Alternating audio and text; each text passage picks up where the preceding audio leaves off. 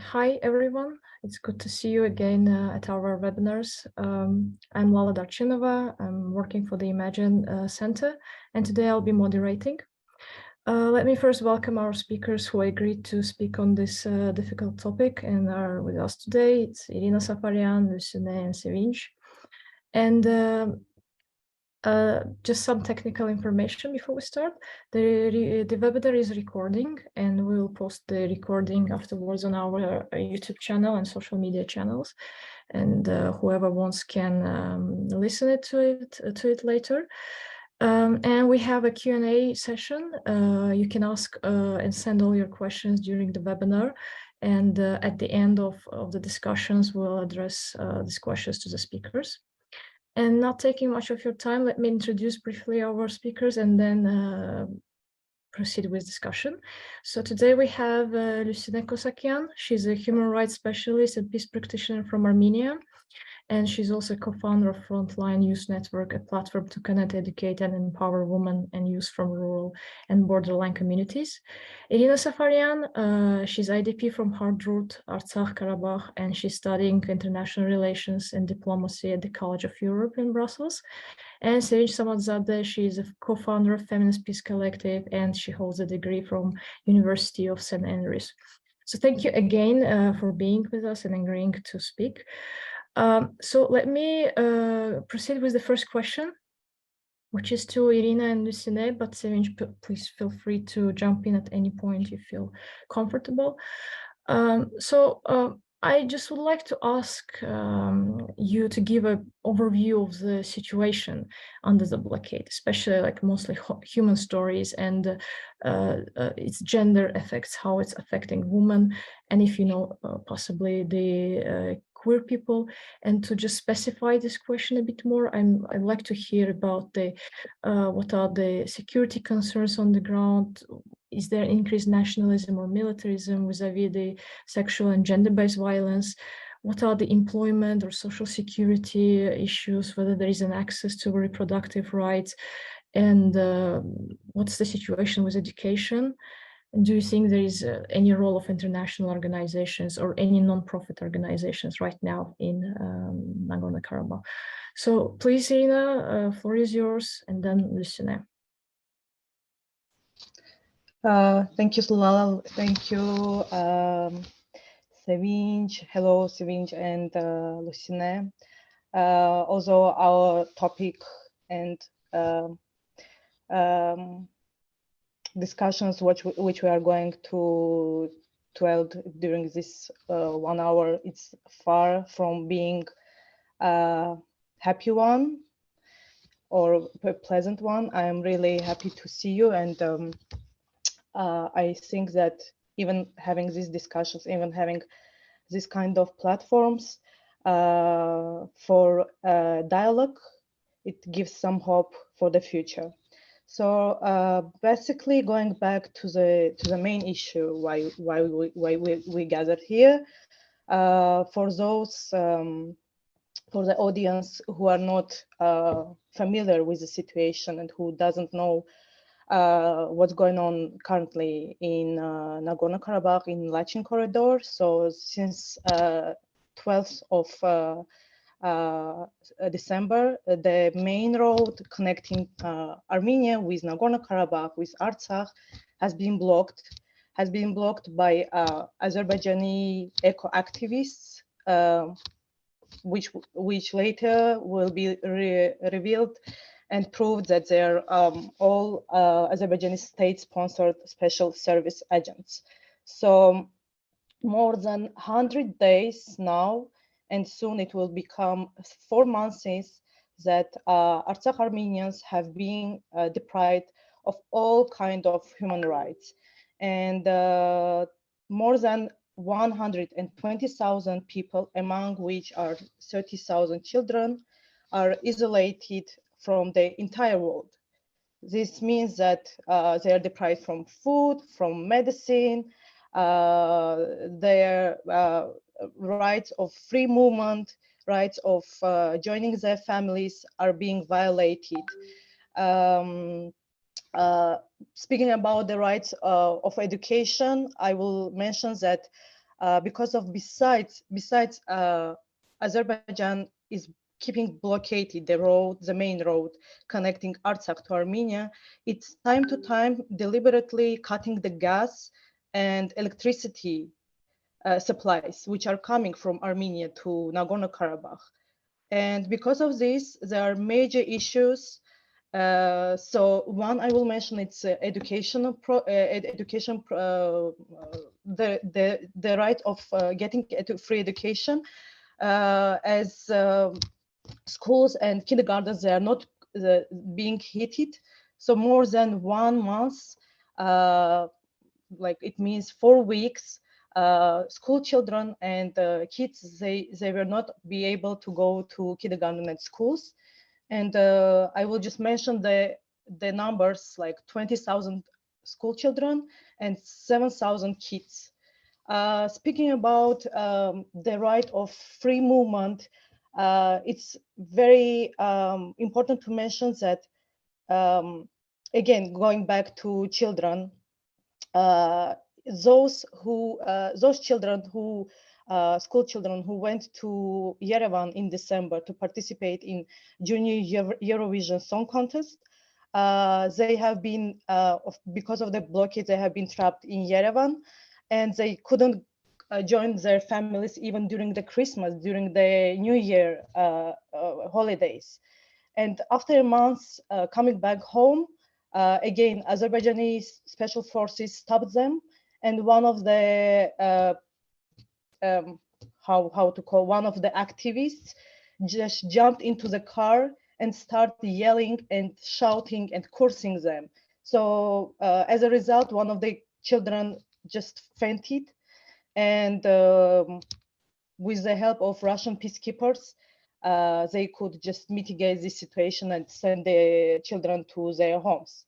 Again, the same situation happened yesterday. A group of elderly people, women, and also children, they were turning back from Armenia to Stepanakert, again with the Russian, with the help of Russian peacekeeping mission.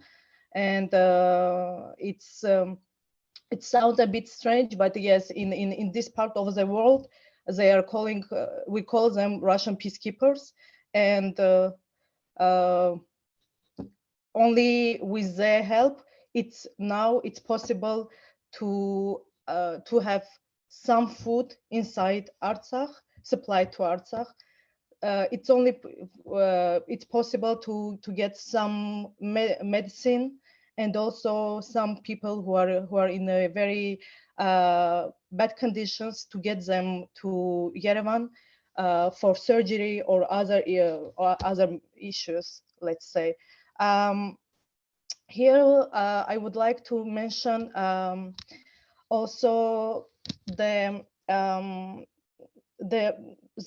before the blockade, before the actual blockade, there have been 40 tons of food supply from Armenia to Artsakh, which is now shortened, I don't know, even like to a very, very less amount, which caused really disaster, humanitarian crisis inside Artsakh. And in some case, to solve this problem and to share the food evenly among the people living, among the citizens, the government decides to give to distribute the citizens with food coupon. So what does it mean, basically, food coupon? It means that a family gets some piece of paper where you have written everything, like eggs, 10 eggs, I don't know, 1 kilogram sugar, 1 loaf of bread for a whole week, or I don't know, for a whole family, just for 2 days. And we are living in 21st century. You can imagine. Just 2 days ago, NASA, they announced that people, it's staff who will fly soon to the moon. And now in Nagorno-Karabakh, people, instead of getting working on some great projects, or instead of just enjoying their life. They have to survive. They have to get miserable food coupons, or they just have to beg for some food to Russian peacekeepers, to I don't know to whom else there, which is completely unacceptable. And for coming back to the issue of women in these conditions, the women who are living in now in Nagorno-Karabakh and their rights. So you can imagine the level of stress. You can imagine the scarcity, because of the scarcity of food, also electricity shortages, gas shortages, malnutrition. These all cause endanger the women's health conditions, and the reproductive health risk. The level of miscarriage cases among the women of Artsakh has risen since the blockade. It's hard to find infant formula and diapers for newborns. It's hard to find some hygiene items such as menstrual pads, I don't know, diapers for elderly people. All these kind of things, they're very they're taking big spaces in a car, so nobody wants to bring them inside the country, inside the region. Also, it's important, as you mentioned, the IDPs, as you mentioned me as an IDP, I will also mention the rights of IDPs and the state in Artsakh right now, because of the Second Karabakh War, there are more than 40,000 IDPs. And out of 50,000 of them, they are living now in Nagorno-Karabakh. So one part of them now, they just stuck in Yerevan because of the blockade. Another part, they lost their jobs because there are major shortages of jobs as well. We have more than 10,000 jobless people right now in NK, in Artsakh. And you can imagine they have problems with food, they have problems with housing issues, and also for the person who experienced war just 2.5 years ago. Now they're experiencing a blockade, and it's just double pressure, double psychological issues, and they're suffering more. I don't want to put to differentiate or to put like differences between those who are living in their houses and those who are IDPs and who lost their houses, but still are living on their land. But again, the level of stress and the level of psychological harassment, I can say that it's completely different, because like when you're at your home, even your house walls are helping you. In this case, you lost everything, and from another side, you also can't live like a normal, decent person, like just to have food, just to have job, and just to live and sleep in peace, having in your mind that next day you will wake up without a war or without someone just having intentions to erase whole population from the land. So these are the main issues which I would mention currently there. There are many human stories. I don't know how much time do I have or how much I can tell about those stories, but just to let people know what's going on. I remember one of my friends, she posted a photo of half of avocado it was the second or third week of the blockade, and she said, today is my birthday, so one of my friends, she gave me this to me. She gave me the half of the avocado to me. So this is just shows the in which conditions people are living now. Again, we're living in 21st century. We are planning to get to Mars in a couple of years. And in some part of the world, there are things happening which you can compare just to medieval ages. This makes me really very, very sad. And the international community and everything, even the International Court of Justice, which made a statement to raise a blockade, it doesn't help.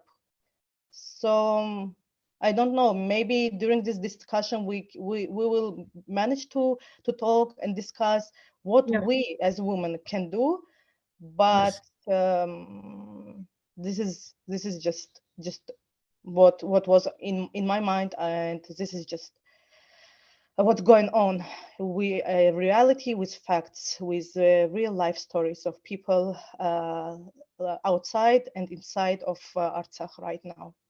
Thank you, Irina. Thank you for a comprehensive overview of the situation and what's going on.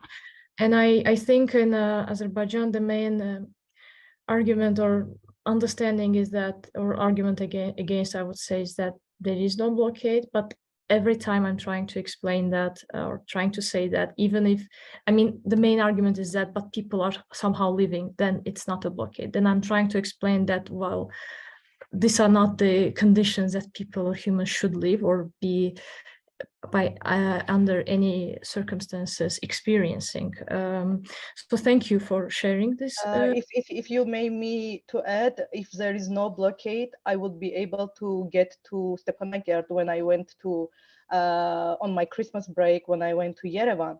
So I was stuck in Yerevan 2 weeks. I couldn't go to Stepanakert.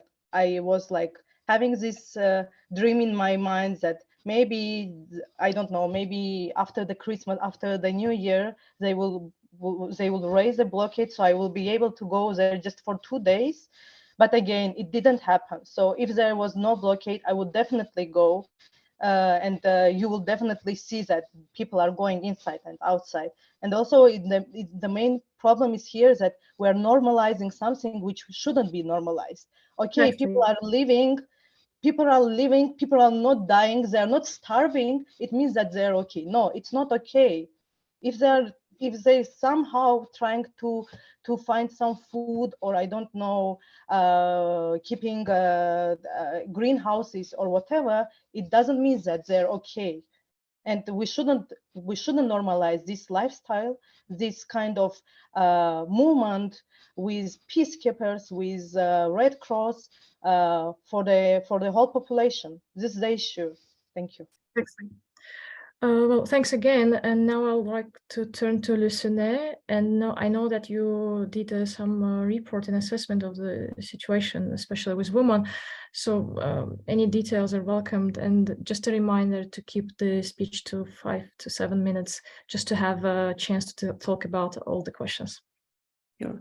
Well, I will start again with the thank you and appreciation of this amazing platform that you are providing to us to talk about these super important issues, even though the world is shaking itself with so many like different things happening everywhere. But yeah, these small incidents, they are not coming from nowhere. Actually, I wouldn't want to focus on only this Lachin blockade as solo standing event. This definitely was brought up actually because of non-ending this conflict that we were living under actually. And this is not only political issue to me, it is also personal in the sense that I also come from northeastern border of Armenia. This is Tavush region, which was always conflict affected region. And yeah, I was also raised up there, and I know how it feels to live in a place that can be actually under some attack. And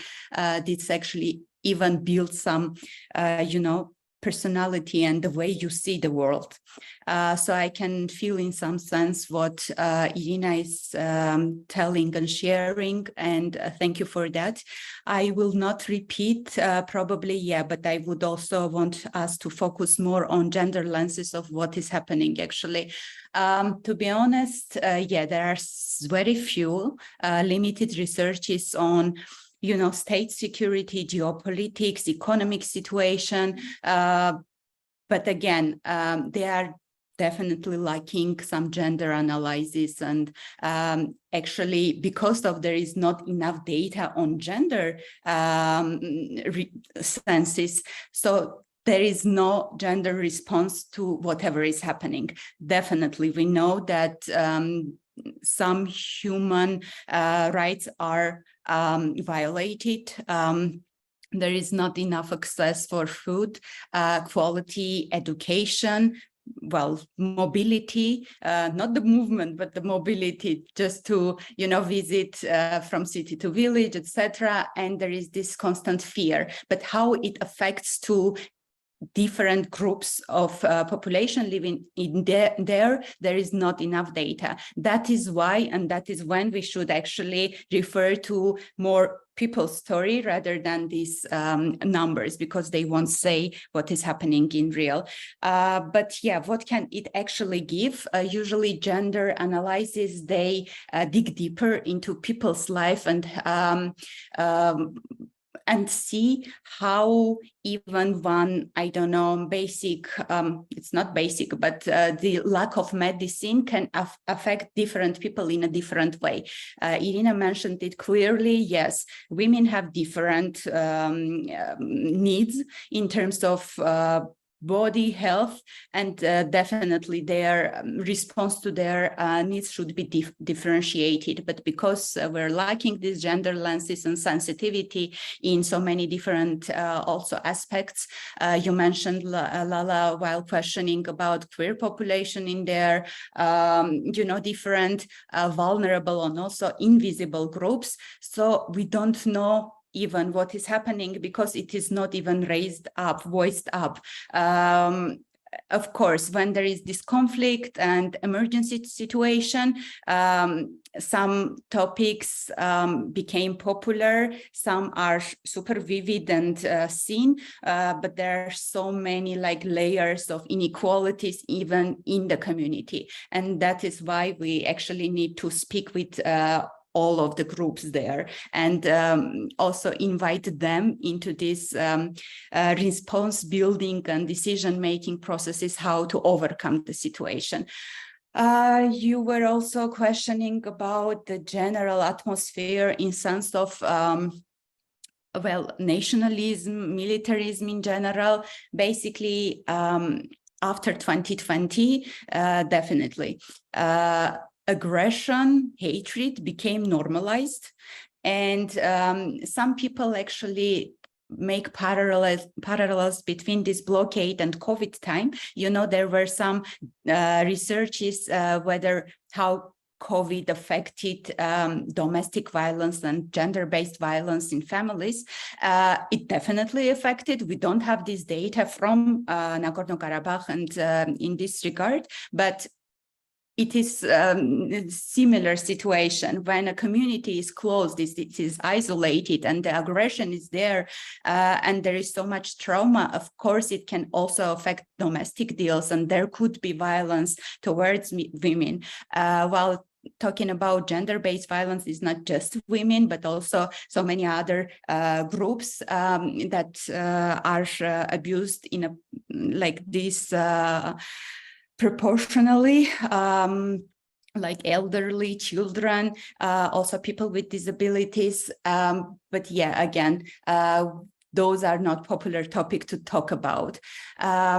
Anyways, another question, and you also raised it up, was about how we can actually influence and who have actually access to Nagorno-Karabakh at the moment, what is happening there. What we know that it's only peacekeepers that can pass through, and also Red Cross, International Red Cross. But yeah, these are two agencies that have their specific focus. One is humanitarian, the other is more of a political, you know. This is not enough, definitely. And so many international funds, organizations that should have been there, they are not, they don't even have access. And this is more of a political deal that that needs certain steps from Armenia and Azerbaijan's side to invite internationals to the ground to first gather data, to develop some gender sensitive responses, and also just to ensure security, human security in the ground. I may stop at this point, and then, I will contribute later to the discussion, and thank you for the questions. Thank you, Lucina. I think this is very needed assessment that you and overview that you provided. And unfortunately, you're right that the women, queer, elderly people, children, and the first victims always, the most oppressed, but we usually don't speak and don't have data. So having at least some kind of assessment from your side, and I think it's done with Quina, so it's great, thank you. And just to remind the attendants that you can type your questions in Q&A part, so please feel free to start typing if you already have questions.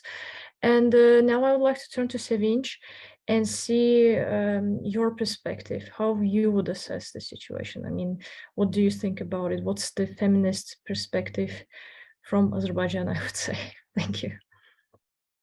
Yeah, thank you, Lala, and thank you very much, Irina and Lucina, for sharing the context, actual what is happening. And Irina already mentioned what happened yesterday, which gives us the whole picture, actually, if you look at it symbolically, how these elderly women were stuck and then they fainted, and then this so-called goodwill of Azerbaijani ambulance taking them to Stepanakert became a huge story in Azerbaijan, apparently yesterday, that this is how they imagine the coexistence within this hegemony, actually.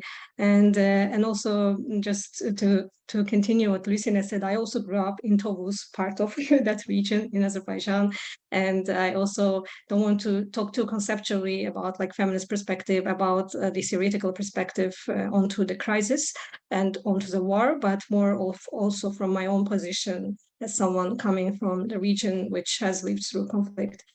But obviously, I think the parallels are there when we see, when we look at the whole situation around the blockade of Lachin Corridor, and about how crisis and isolation creates a crisis within the gender order as well.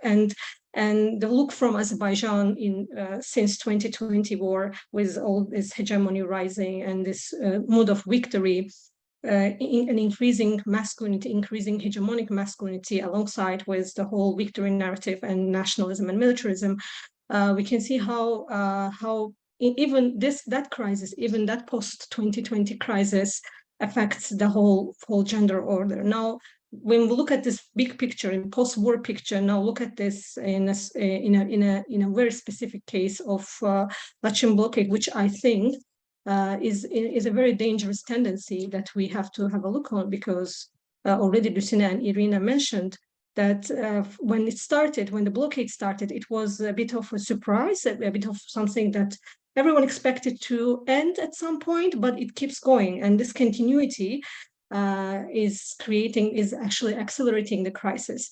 So I don't want to make that, I don't like this comparing all the conflicts around the world. We know what is going on right now in the world, but even when you look at these examples of isolation in a conflict zone, for instance, in case of Israel and Palestine in Gaza Strip, we can see the similar sentences, how it started and how it's still ongoing, and how one side, using their power and their hegemony, can keep with isolation and make people live in that new reality, make them find new ways to adjust to their lives. And this crisis, obviously, the isolation and crisis affects women's life and feminized bodies' life more than anyone. And I think that's clear, and probably we need more data to get the overall picture, but we don't even need that. We already know the stories, and Lucina and Irina already mentioned some of them. I think that's already alarming on its own.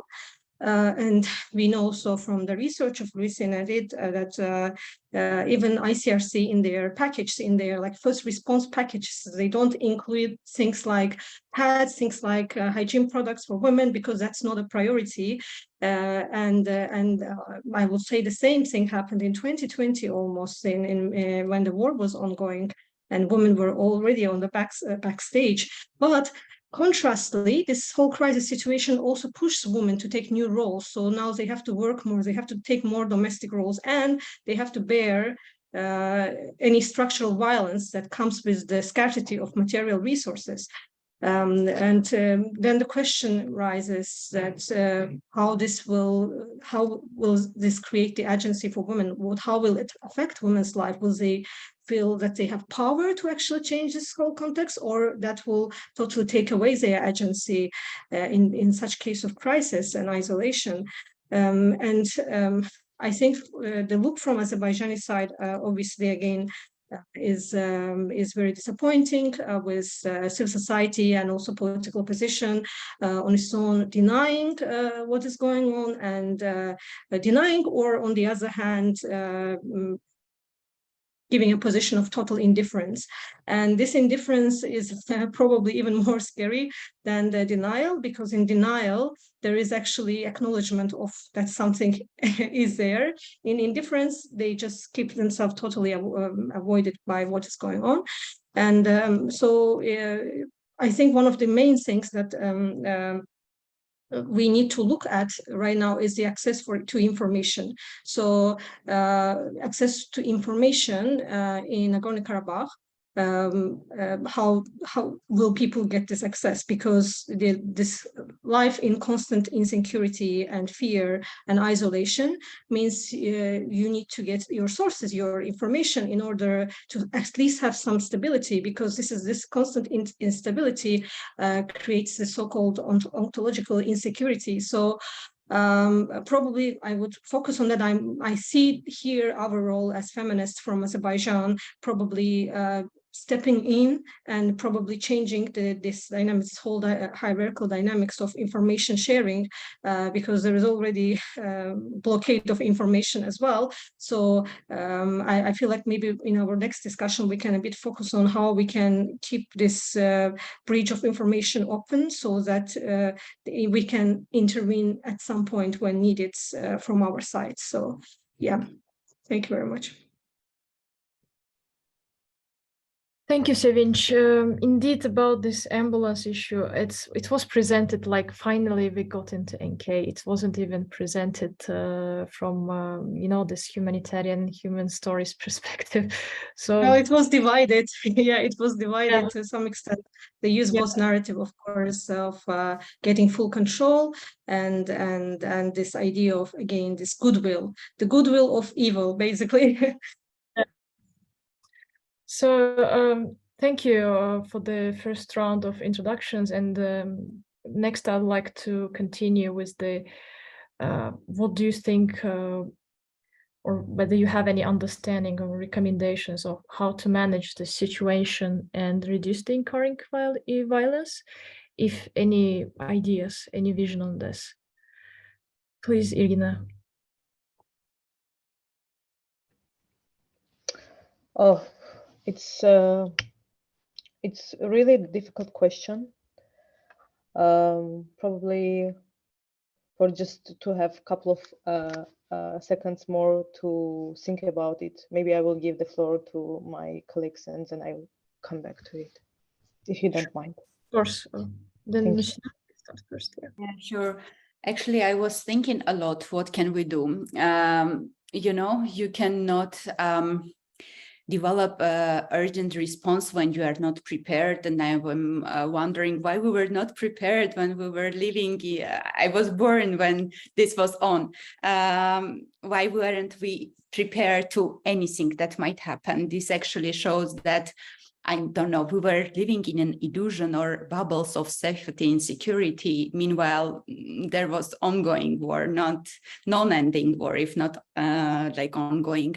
So what can be done? It should always be done, of course, done beforehand, but continuously. There should be communication. There should be platforms between the societies, on all levels, like track 1, 2, 3, all numbers of communication, diplomacy, negotiation happening, and so that it can actually enable discussions. Otherwise, what do we have now is like total isolation. 2, now 3 societies are isolated. They don't even know each other's perspectives, realities, what is happening. They question if they live the same life as they do. And actually, Sevinch mentioned, we're actually neighbors, super close neighbors. Actually, we're closer than I am close to Yerevan. This is the same biodiversity, nature. We definitely live the same life. We look alike. We think alike. So why do we build these walls that artificially, divide us? And because of this divide and the border itself, we demonized each other and created this portfolio of enemy, not trying to ever overcome this. First of all, my probably answer to this long-term conflict would be just create more channels, more safe platforms to invite everyone, not specific groups, not experts, not politicians, and not male, of course, but intersectional groups coming from diverse backgrounds to talk about not the problem, but about the solution, and aiming to the, for the future together, rather than this historical past. That is my idea, basically. But this is the starting point. So let's hear what my colleagues would say. Yes, thank you, Lucina, for this response. And I absolutely agree on communication issue, because even when we look at all the other conflicts, even in like the most challenging is Israel and Palestinian, and they still have communication. Of course, the context is different there. They have a different setting, but still, I sometimes think it's just only us probably who are in complete isolation from each other. So I would like to turn to Sevinch and then to Irina, to Irina in the end. Yeah, I mean, the question about how to manage the situation, I think probably what we need is beyond actually managing the situation, because for me, the scary part again is this continuity. So managing the situation means that we will accept the fact that this conflict and this war is ongoing, and through this, we have to find ways to deal with it.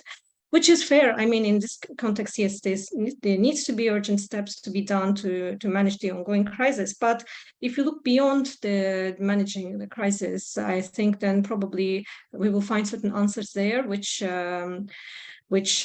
connects actually the solution of the conflict itself. Because if we see how this blockade itself appeared and how the Azerbaijan government is using this as a bargain in the negotiations, it means that there is the level of this action is quite high political, and there's certain gains that is expected to gain from it. And slowly they are accelerating it from time to time. And we can, of course, talk about the Russian peacekeepers, their role there. Is it really helping, and why they can't actually stop this happening, or in general, the whole negotiation process itself. So I feel like at this point, at this level, I agree with Lucina that this communication is very important, and probably it will bring up more stronger networks of people resisting and demanding, both internationally and locally, to do something about it. Because even when we look at Armenia itself, how Armenia is acting at the moment when it comes to the blockade of Nagorno-Karabakh, I think we can see how there is a different opinion, a different perspective from the government of Armenia as well. So probably there is not. It seems like Nagorno-Karabakh is left with the whole Russian hegemony there. The only hope, the only level of security that can be provided now seems to be Russia. And in that case, in that scenario, who decides that this blockade should end actually, and who decides who will push the government of Azerbaijan to stop these actions and to some level come to the negotiation table in a diplomatic way, not in this kind of theatrical way that affects the lives of hundreds and thousands. So I think we should look beyond managing, because at this level, if you're asking the civil society what civil society can do, which, by the way, Azerbaijan is portraying it as if the civil society of Azerbaijan is doing that. And to some extent, I would say yes, to some level of civil society is participating in this blockade. But still, this goes again beyond the power of civil society, beyond the power of the current civil society that we are talking about, and maybe should be a moment for us to build our transnational movements. Maybe it's a moment for us to go beyond the idea that international organizations will change the situation from top to bottom. Maybe we should be the ones now demanding them to do something about it, including the Azerbaijani government and Armenian government, obviously in this scenario. So yeah, that will be that's the first attempt probably. Thank you, Sevinç. I absolutely agree with you on this, that we need alternative civil society, not the one that is blocking right now under the name of eco-activists, but civil society who's genuinely believing in these values, try to get together and try to build some transnational links with each other and become a movement maybe. Well, Irina, to you, and then we are going to our next question, the last question, and referring to the audience. Actually, Lala, you gave such question. You raised such question, which is issue, which is a huge food for thought, and that's why I was lost.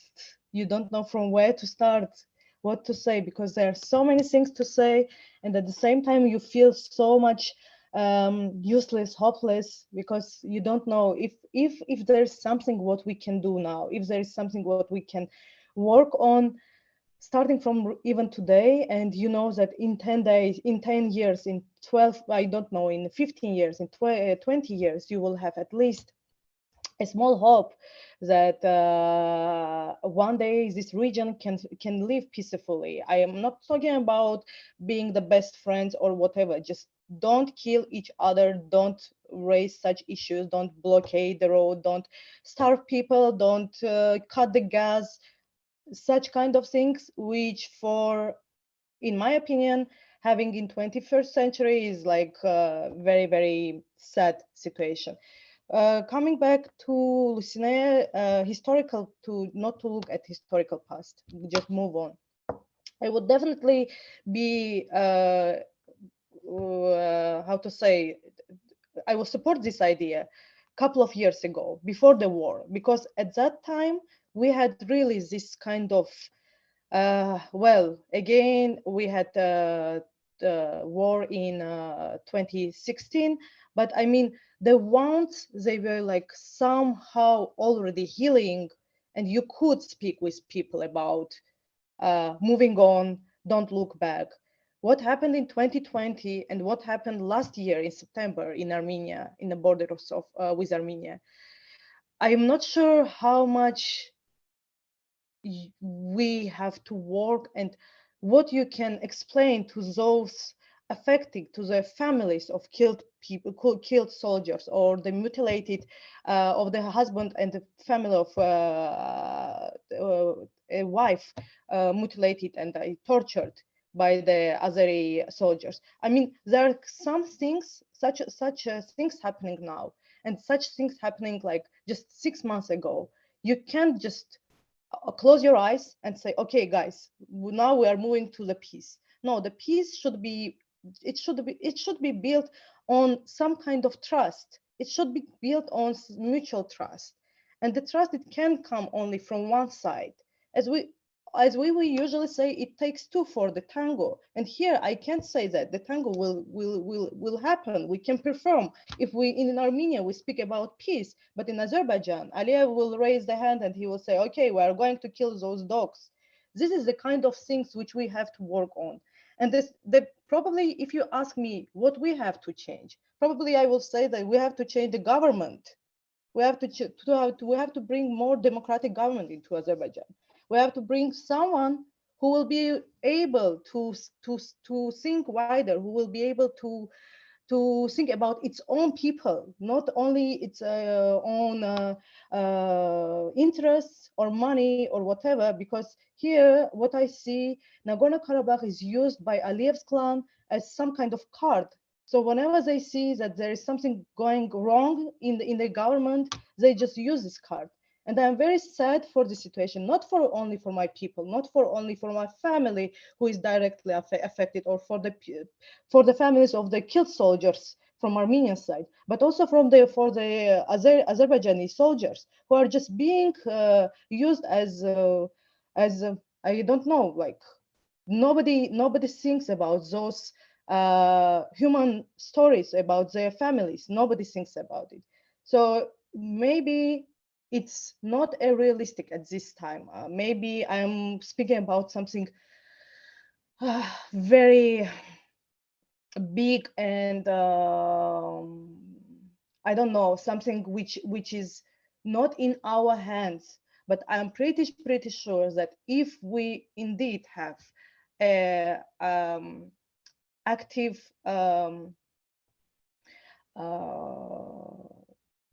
activists, like real activists in Azerbaijan, one day we will be able just to sit and as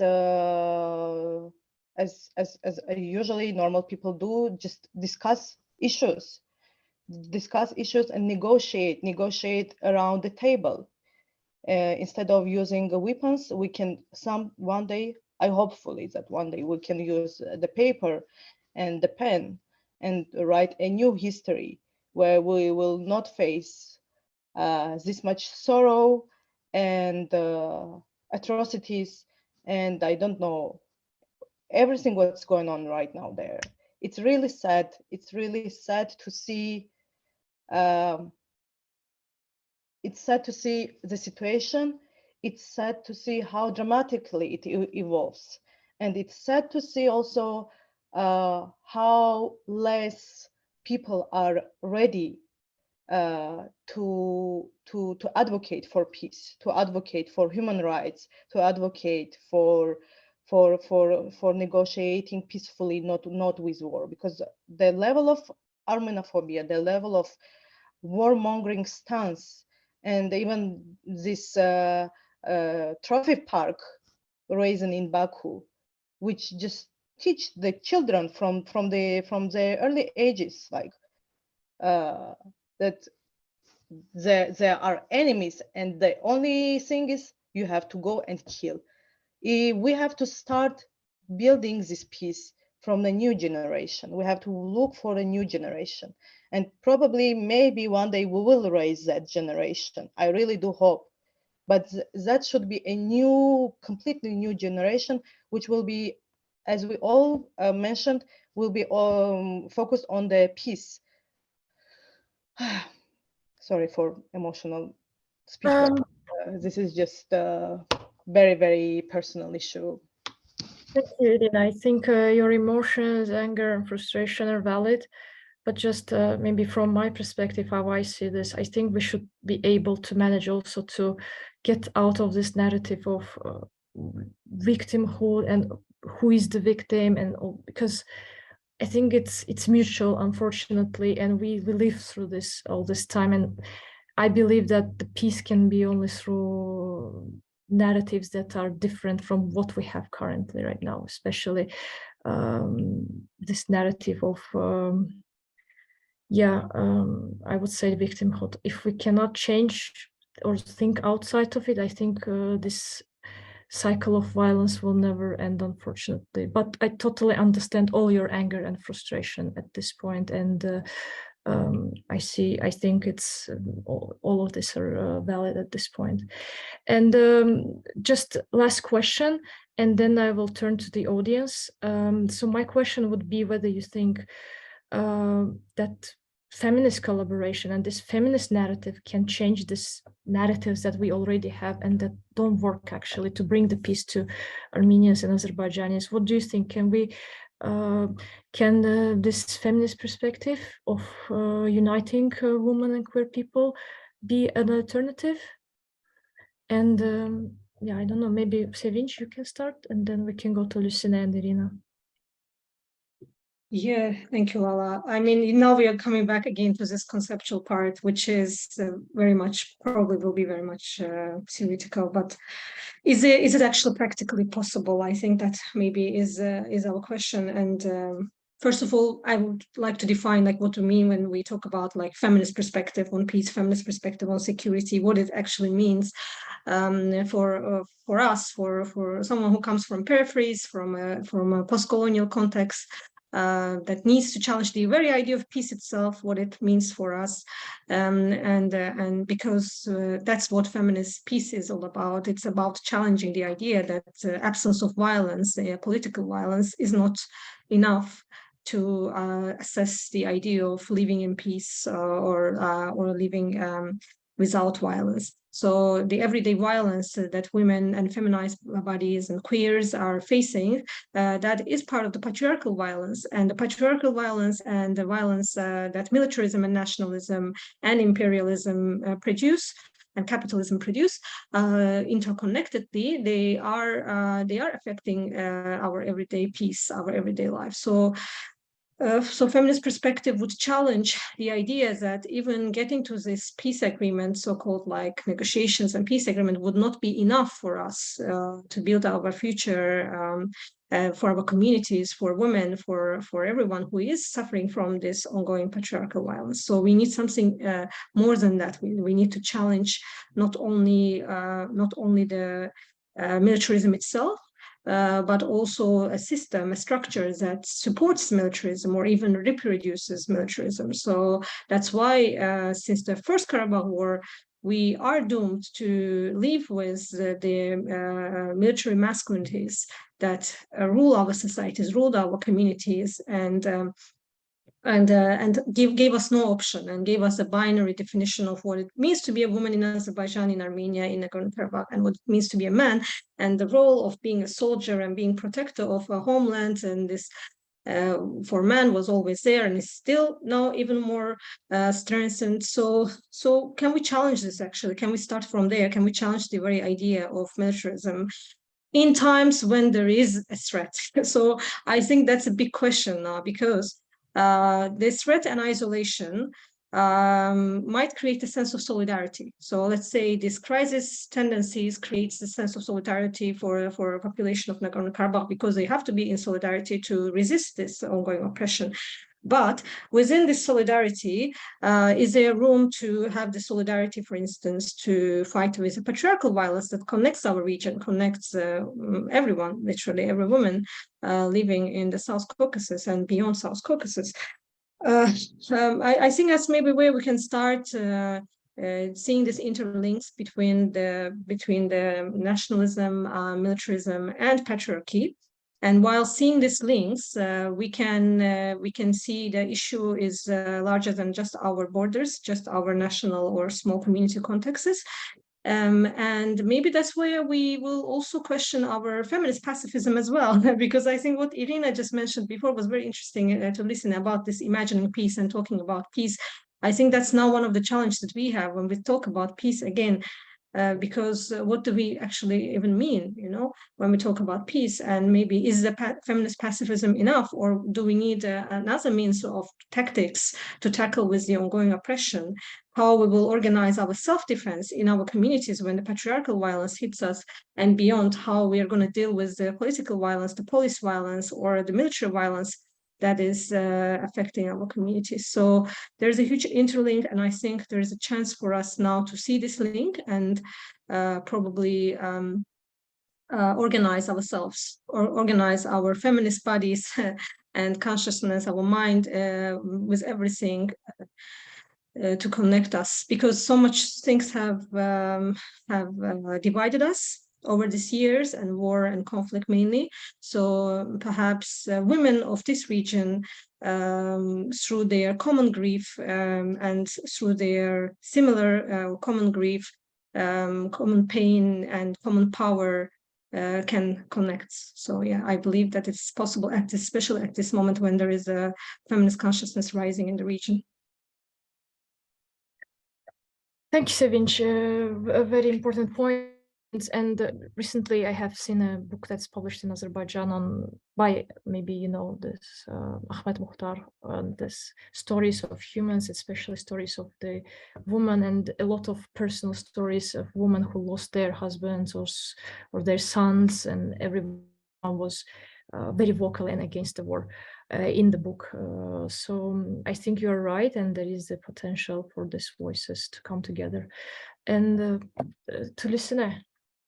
Yeah, thank you. Well, first of all, Sevinch, I loved your messages, and yeah, agree pretty much. To build probably on what you already mentioned, I'm gonna repeat that conflict itself is a gendered phenomenon, and basically we women, we do not fight against conflict, but conflict just highlights whatever internal struggles we have, the injustices we fight against. And yeah, I also see and believe that if we highlight and put emphasis on the thing that feminism, green, queer, peace ideologies and processes, they are intertwined, and make people care about even single one of them, would be enough to build some kind of solidarity, and not just this abstract ideological solidarity, but like grounded to the ground, and make small actions first locally. I don't believe that this change can be equally distributed over the whole globe, but yeah, probably we need to start from our small communities, to start talking and start challenging things, as yeah, it was well mentioned, the way we understand peace. First agree among us, and then try to communicate these ideas, and then switch to the solutions. But also what Irina mentioned is so valid in terms of there should be a lot of self-reflection, forgiveness, and then trust building before these all actions might actually come into reality. Otherwise, there should be like, we're even dealing with our internal conflicts as people. We need to,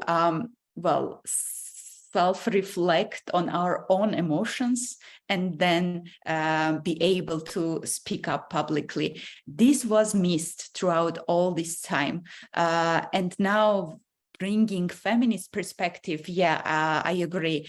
This is the way, basically self-reflect, and then try to build coexistence, at least. Let's not name it peace, but the coexistence, at least to safeguard our future and the future of future generation, basically.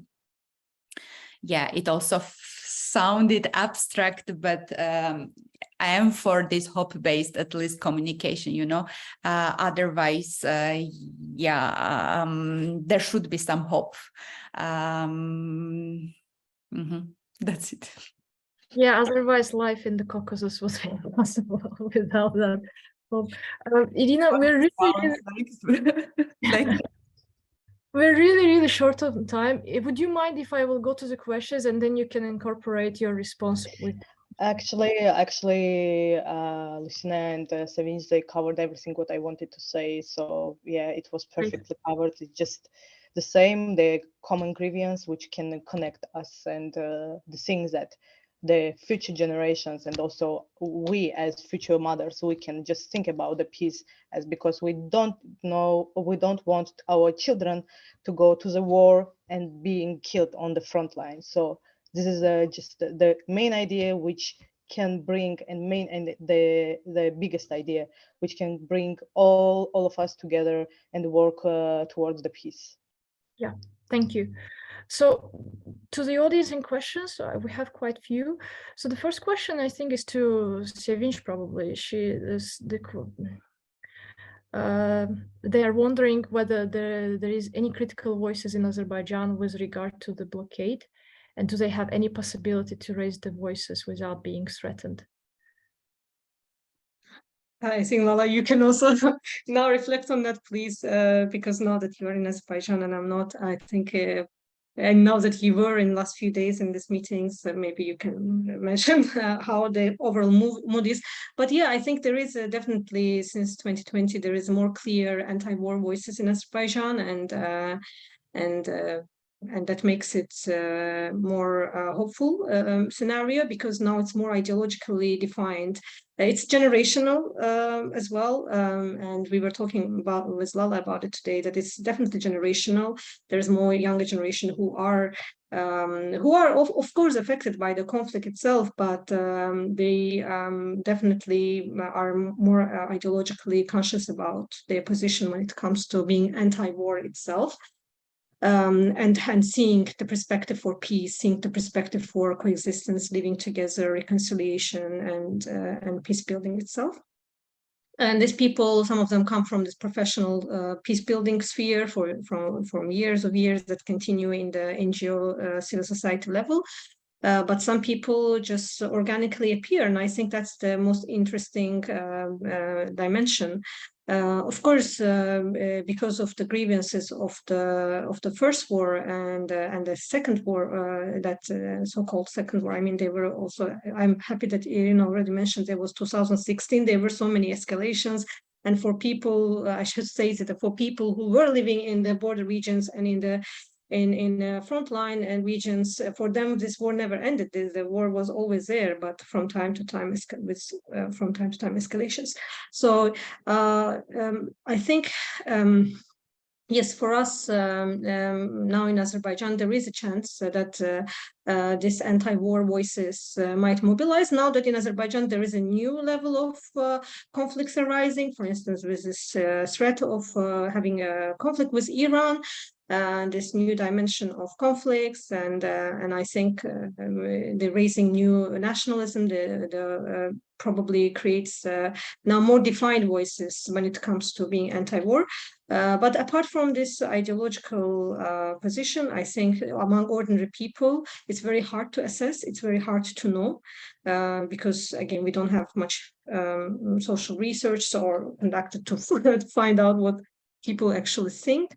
And there's too much indoctrination, media propaganda, obviously, which makes it hard to change. And we don't have a lot of space to deliver our message.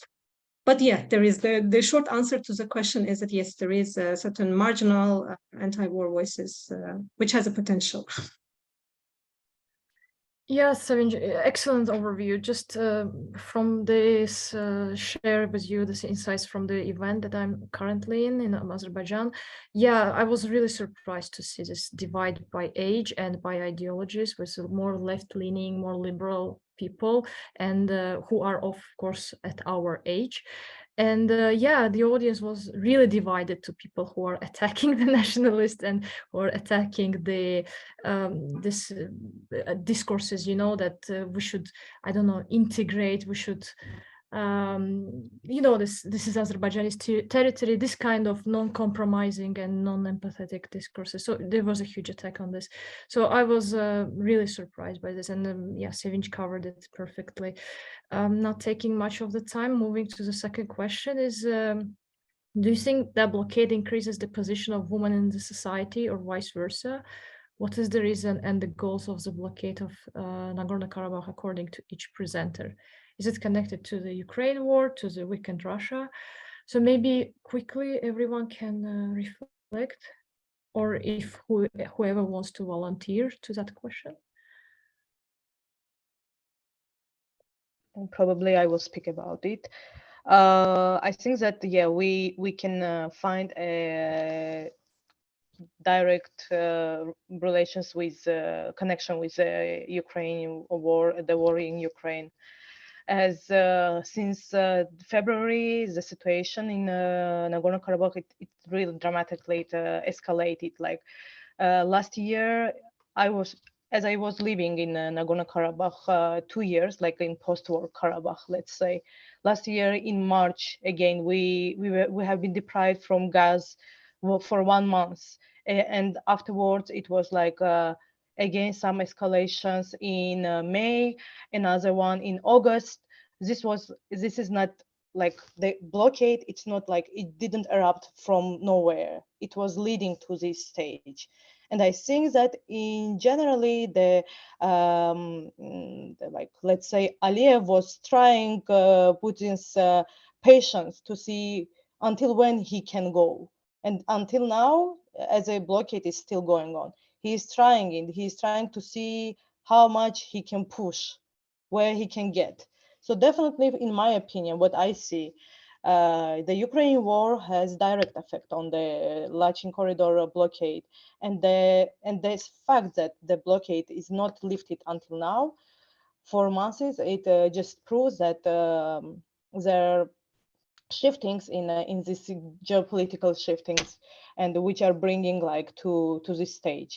About the role of women, I think that probably women now, as usually, like in Nagorno-Karabakh, they have been given a major role in families. Like whenever they want to decide something, they always discuss with women. And also we have Aya, which is like the symbol of Karabakh. It's like a mother, how to say, mother, yes, mother of family. So now when things came to this kind of, from where find the food, how to cook, what to cook, you have like lack of everything, and you have to use all your imagination what to prepare for the whole family. This is just my perception. This is my maybe it's not that much it's not that much objective. It's just but in my opinion, the role of woman now is in NK is rather than higher than ever before. I will just pass the floor to others if you have something to add. Thank you, Irina. If Lucina and Sevinci, you don't have like burning, yeah, Lucina, I think you please go ahead. Super burning, but still, I love the question itself, even though there are two separate questions. I don't want to reflect on all of them, but well, we cannot know for sure because it is isolated, to be honest. I'm not coming from Nagorno-Karabakh, and of course, I don't have these big ties with people currently living there as Irina has. But the way I see patriarchy when it is hit, even with the conflict, of course, it creates some space for women to act, and they probably get more leadership in family. But that is another problem because they are getting this double burden of taking care of the family. They actually don't have any more energy to be involved in public. And by public, I mean, in this sense, decision-making, negotiations, to raising up their voices, their needs, and then make it vocal, make it popular and heard. That is why whenever we search, we're gonna hear only like even in media only men speaking, this super vertical approach of security, nation security, and non-human security, and that is because women are more involved in family deals rather than the public. That is my subjective perception of the reality, but yeah, that is how it works for me. Thank you, Lucina. Maybe Sevinci, you can incorporate your response to the next question. I think it's related. So the question is to you, and how were feminist agendas in Azerbaijan influenced after the 2020 war? Is there still a space, possibility for feminist peace movement in the country? Yeah, thank you very much for the question. I think probably I don't know exactly like what is the linkage. How can I relate the building of movement building and the crisis itself, because that's more in-depth question. Could be like how war exactly triggered a new form of feminist resistance, but it definitely triggered us, a few people who consider themselves feminist, and for us this hopelessness and powerlessness and that 2020 war was onto us brought our solidarity basically, and for us we were marginalized in our opinion, and we were already marginalized because the feminist movement in Azerbaijan also started just a few years before, starting from 2018-2019. So a relatively new feminist movement, of new feminist consciousness in Azerbaijan basically met with the war, encountered war and pandemics as well. So these two crises, I think, probably accelerated the feminist consciousness and movement building, which I was part of in our collective with Lala and a few other people. So it created probably enough anger and emotions for us to come together and act.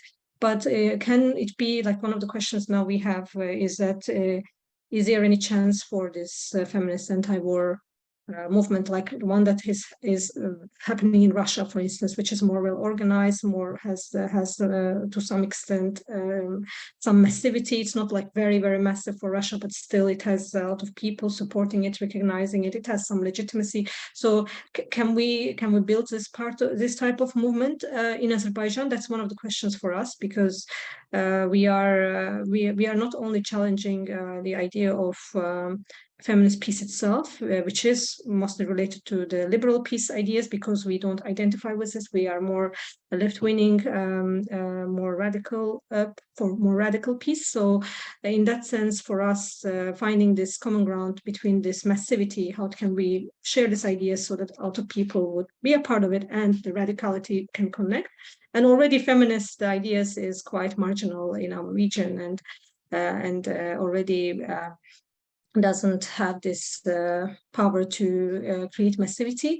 But there is a chance for, if this anti-war consciousness will touch people who already are in their everyday life, and a lot of women, a lot of queers who are already affected by the ongoing militarism and war, probably will find this transversality within the feminist consciousness. And that's what we believe, and that's what we are striving for. But again, there are lots of questions within it. How can we make it massive and build more stronger movement, basically? Thank you, Sevinch. We're a bit over time, but we still have a bit of questions, last questions, and we'll end at 8:30 probably sharp. So just to finalize, there is another question is, are workshops or training in conflict resolution available to human rights advocates or others in the region? It seems to me that there needs to be a forum for dealing with anger and trauma, not just for finding solutions to the current crisis, but for managing emotions rooted in the past and present.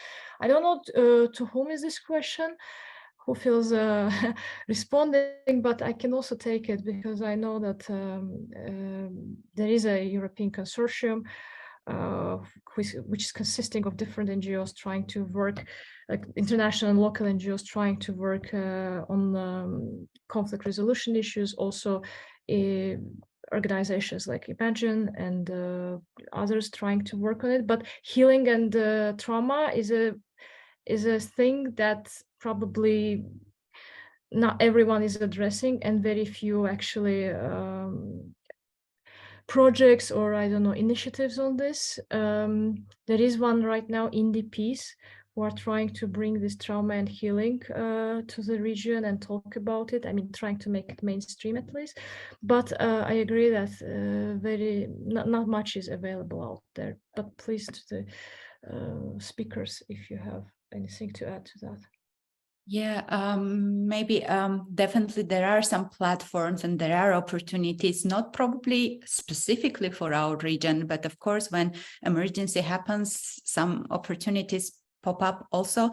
But this is also valid in from the other angle, let's say in Armenia, in Azerbaijan, there might be opportunities for people to participate and to deal with this, but in Nagorno-Karabakh at this point, people, frontliner people, they don't have this access. We're questioning either they have access to internet or some, I don't know, data, but of course, this help wouldn't reach to them. On the other hand, this trauma healing, it requires not single training, but long-term, support. Meanwhile, those programs are usually not that sustainable, or they are lacking enough funding to make it sustainable. So it is something just to have in our minds when working in the ground. Thank you, Isina. And I'm moving to the next question, which is to Irina. Does the ongoing blockade remind the people of Ankara the first blockade in 91-92? Is there the memory of the first blockade alive there? Yeah, thank you for the question. Indeed, it's a good question, because actually I can't in this case I can't answer from my personal experience. At that time I wasn't still born, but I remember, and I also see many elderly people now speaking about the previous blockade, which lasted 7 months. So it was in 1991 to 1992. Yes, it lasted 7 months, or yes, if I'm not mistaken, it lasted 7 months. And what are those who experienced already the blockade? What are they telling? That they know how to survive in blockade, and actually they're bringing back the recipes from previous blockade to look at what can they cook with like certain amount of flour, or with eggs, with, I don't know, with greens. This is actually very, very interesting, and also reflection like to back, because there are people who lived this, already had experienced a blockade once in their life, and now they're more stress resistant, as they know how to survive, and they also try to somehow feel comforted others living in a neighborhood, living next to them, or making some post on Facebook or in Twitter, telling about the stories, previous stories, and just it's this blockade, it became like a hunger game, and sometimes people, they're feeling like so much how to explain that, so much it will sound strange, but at the same time excitement of the previous years, like they're going back with their memories, and they just start to remembering, we did this already, so we know how to do it once again. So if we survived once, we will do it again and again. This is actually very very sad, but at the same time it just shows how much you can push to a human's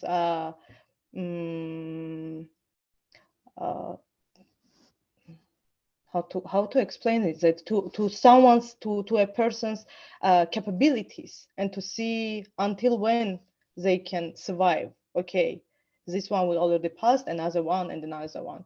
So yeah, there are people, it's not me, and I didn't talk about it with my family, but there are people who are speaking about it, and there are people who are just trying to tell that if we lived once this kind of situation, so we will survive the second time. Thank you, Irina. And last two questions, and we are ending here. So far, no female leader from Armenia and Azerbaijan has been involved in the negotiation process between the countries. Why do you think is that? Do you think women's involvement would have a better impact on the overall negotiation process and the blockade of Lachin Corridor? I have a short answer to this. Thank you, Ellen, for the question. Basically, well, I may say that extended research shows that when different diverse groups are represented, so there could be alternatives, not necessarily like solutions, but at least alternatives. So if we don't try, we will never know. But on the other hand, the only fact that women were not represented during this, I don't know, 30 years of negotiations actually shows that it is gendered phenomenon, that women that are majority of the society, they don't have seats when it comes to this huge future, the decision making of the future, but of the region, not just only our country. It just shows how gendered it is, the whole power dynamics in the region. Of course, bringing their perspective will actually give alternatives. And I'm not the one that is for quotas or just gender seats. My idea is not in it, but probably these gender sensitive approaches, and those gender sensitive approaches might be also brought by mail. Of course, it is less likely to happen, but it's upon the content, not the form. But still, only having the presence might also empower others, to get this leadership at least. Yeah, that was my perspective, and I love the question a lot. Thank you. Yeah, go ahead. Thank you very much, Lucina, for this insight. I think, yes, from symbolic perspective, definitely, I think this representation is important. And but the problem here is, and it is one of the biggest problems when we talk about the whole idea of representation and this empowerment and so on, and the political participation, it's about within which structure. So are we talking about the idea of being included in a structure that inherently is already very patriarchal and macho, and makes a lot of women to appropriate to this very structure and support the actual patriarchy, instead of supporting women or challenging the patriarchy? Or do we want to actually dismantle the system itself, the system that produces the patriarchy? So here the problem probably is not only the inclusion of women per se, and their invisibility for all these years, but the problem of the whole patriarchal state and patriarchal society itself, which has never even given a chance for women to be politically autonomous. So these political autonomous women, let's say, individuals who manage to get through this patriarchy and gain their individual autonomies, does that actually mean that they can represent the group of women who are still in their everyday life are oppressed by the patriarchal violence? So and then the structure itself again. So I think the gendered negotiations, the inherent gender of the negotiations, the gender of the state itself challenged us from just having a table, so-called in a liberal discourse, having the table for women to be included in the negotiations, because I assure that this will change nothing, and instead it will just create more hopelessness to see someone representing you as a gender, but it's impossible. There is no representation in gender when we cannot accept women as a homogeneous group or man as a homogeneous group to represent us. But we see how patriarchy functions and how it takes away all of our agency. So my answer would be that yes, the political participation of women and their inclusion might change the whole idea of the negotiations, but not within this patriarchal system. So first of all, we need to actually challenge the system itself. So yeah. Yeah, absolutely agree. I think one of the good examples is what's going on in UK right now. They have like all this diversity with prime ministers in England, Scotland, but I think UK experiencing the most of the conservative period of in the history probably. So yeah, this is the problem of representation without challenging the systems basically. And then I'm moving to the last question, I think, which is also probably to Sevinch. So do you think some of the mentioned goals could be achieved through actionism or related mediums in order to reach the unrelated yet parts of society, although we live in autocracy? But I think maybe Lucina and Nina, if you also want to respond, but I assume it's to Sevinch. Yeah. Yeah, I think if it's mentioned autocracy, we already Exactly. know where it comes from.